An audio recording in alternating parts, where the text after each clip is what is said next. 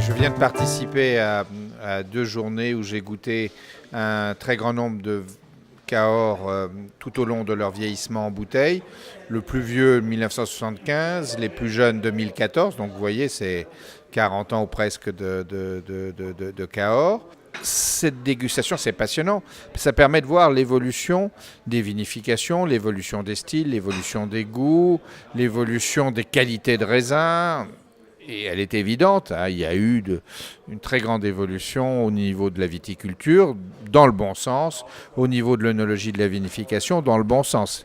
Les Cahors qu'on fait aujourd'hui, les meilleurs Cahors, sont bien meilleurs que les Cahors qu'on faisait il y a 30 ans et auront peut-être même des capacités de vieillissement largement supérieures.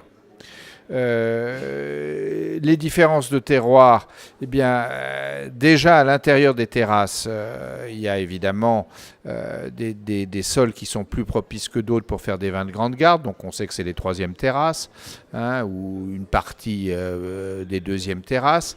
Ces vins-là ont de la puissance. Ils prennent souvent assez bien le bois, même si de temps en temps il y a eu des excès dans l'utilisation du bois et que 10 ans après, ces excès sont toujours perceptibles. Donc ça ne diminue pas avec le vieillissement.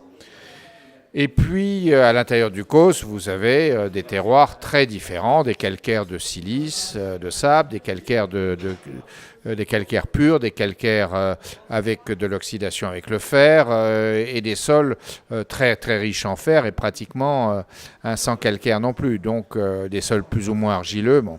Donc, plein de différences qui expliquent la diversité des goûts, des parfums, des textures. Ça, c'est la richesse d'une grande appellation. La tendance est de moins boiser et j'en suis assez ravi. La tendance est même de faire quelquefois des vins qui reviennent en cuve. On en a goûté d'excellents, soit en cuve pierre, soit en cuve béton, soit en cuve inox, donc sans élevage bois. Il y a également des vins où on utilise des techniques de vinification, en tout cas pour une partie de la vendange, destiné à produire plus de fruits, plus de finesse.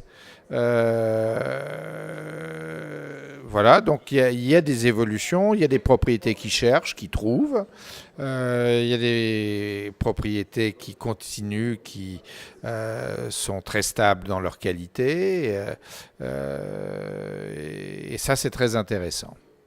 Alors des très beaux millésimes, je crois que bon, ils n'étaient pas dans la dégustation, mais je crois que 2016 sera un très grand millésime à Cahors.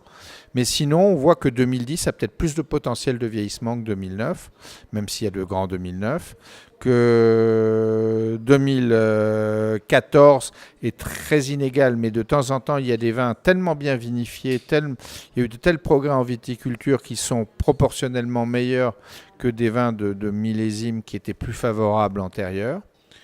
Voilà, c'est une appellation qui bouge, qui se cherche, des jeunes vignerons, des vignerons qui convertissent leur vignoble à la viticulture bio, ça c'est très bien, qui essaient de comprendre leur parcellaire. Voilà. Tout ça va dans le bon sens, et multipliera certainement dans l'avenir l'attractivité des vins de Cahors dans le monde, mais surtout en France. Parce que c'est en France finalement qu'on sait moins toute cette nouvelle aventure cadurcienne. Le public visiblement étranger, tous les vignerons me le disent, ils ont plus de facilité à faire comprendre leur vin et leurs meilleurs vins en particulier à l'étranger. Les Français restent toujours persuadés que ça ne doit pas être cher un Cahors et que c'est pas terrible. Voilà, bon, il y a du boulot à faire ici en France.